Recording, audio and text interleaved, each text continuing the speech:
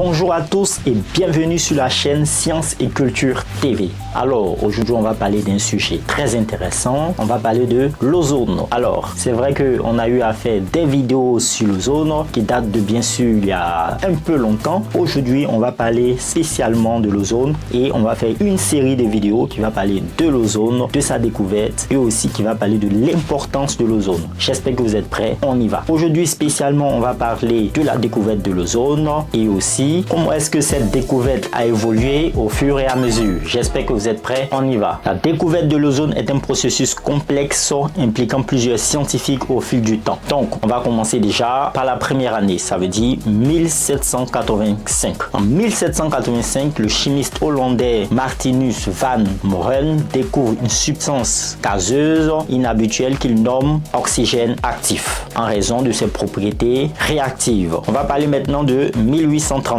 Qu'est-ce qui se passait? En 1839, le physicien allemand Christian Friedrich, qui a été influencé par les travaux de Van Moren, donc de son prédécesseur, détermine que l'oxygène actif est en réalité une forme allotropique de l'oxygène, qu'il nomme oxygène d'après le mot grec odeur. En 1858, qu'est-ce qui se passe? Le chimiste allemand Johann Hittorf établit la formule chimique de l'ozone comme O3. Ça veut dire 3 atomes d'oxygène reliés entre eux, démontrant ainsi qu'il s'agit d'une molécule composée de 3 atomes d'oxygène. Au cours des décennies suivantes, de nombreux scientifiques contribuent à la compréhension de l'ozone, ses propriétés et sa distribution dans l'atmosphère. Exemple, il y a l'ozone stratosphérique qui nous protège contre les rayons UV et il y a aussi l'ozone troposphérique. Notamment le chimiste suisse Alfred Werner, le physicien français Charles Fabry et le physicien ou le chimiste britannique Sidney Chapman. Oui, ce sont des différents scientifiques qui ont travaillé sur l'ozone. Dans les années 1970, les scientifiques Mario Molina et Sherwood